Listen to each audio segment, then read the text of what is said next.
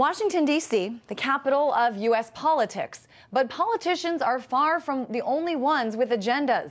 Lauren Lister joins us in the newsroom with more. Christine, it's true. It seems as though in D.C. everyone has an agenda. Now, lawmakers, we hear theirs from the Capitol or the White House. Often it makes it into the news. But if you hang around D.C. long enough or you live here, you see there are other people expressing their agendas just as frequently with as much dedication on the streets. Here's a look. Abortion, healthcare reform, war. I hope they drop an effing bomb on your head. These issues bring protesters to the United States Capitol for rallies. But one man's issue brings him here. But every day, 7 days a week. At 5:30 p.m., it's rush hour in Washington, D.C. People are heading home from work. Snow developing late morning to midday. Trying to stay warm on a cold winter day. That includes the vice president. This is his motorcade. But none of them will make it home without seeing. My name is Jan Wojnowski, and I'm protesting at the Vatican Embassy because I was sexually abused by a Catholic priest in Italy when I was 15 years old. And he's stood on this corner asking for reparations for almost as long. 12 years. It's absolutely incredible, but I have to do it. It's dedication you may call unique. But here in Washington, D.C., he's one of the regulars, people who hit the streets with their message every single day and make activism their life. We find another one right outside the president's home. Yes, in front of the White House since 1981. Night and day, snow, rain, shine. Conception sleeps sitting up. Because the regulations. To be before the head of the nation with this message. Nuclear weapons has to be eliminated. Despite sitting here through 6 administrations. It's amazing, because all these years, see all the presidents, Jimmy Carter.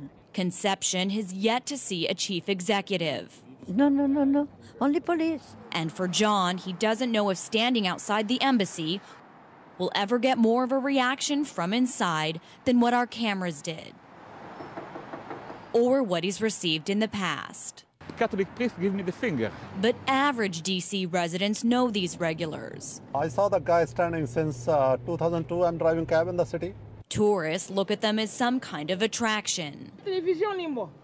And if that's not enough to keep them braving the elements, temperatures will continue to fall, and giving their lives to these causes day after day, I'm fighting ignorance, stupidity. They have their convictions. I have no choice, because my cause is to be here.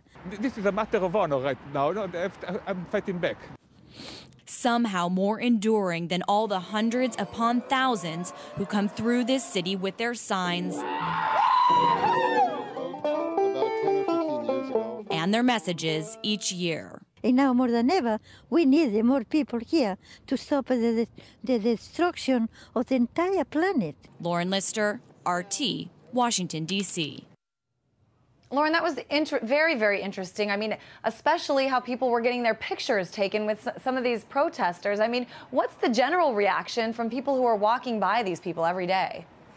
Well, as the activists I interviewed will say, and as I noticed, people are very supportive. These activists literally have become fixtures in Washington, D.C., almost tourist attractions in and of themselves. Now, when you talk about the authorities, the activists give you a different take. For example, Concepcion says the police give her a hard time out there and that there's many regulations she has to follow, such as sitting up and sleeping that way so that she can stay there. And she believes that the United States doesn't support protesters because there's no money in it, whereas in war there's plenty of money to be made. And as for John, you heard his experience with people within the Vatican. He has been ignored or treated with ridicule, he says. And Lauren, just real briefly, I mean, what do you think it is that keeps these protesters coming back day after day, year after year? Well, they both express that they feel this is their course. And for John, he wants to raise awareness. He wants people to understand how terrible of a crime he believes this is. And he says that he thinks most boys will never tell. He also wants to be acknowledged by the Vatican, and he wants reparations for what he alleges he's experienced. Concepcion, this is her course, and she wants nuclear weapons to be eliminated. All right, Lauren Lister joining us live from the newsroom.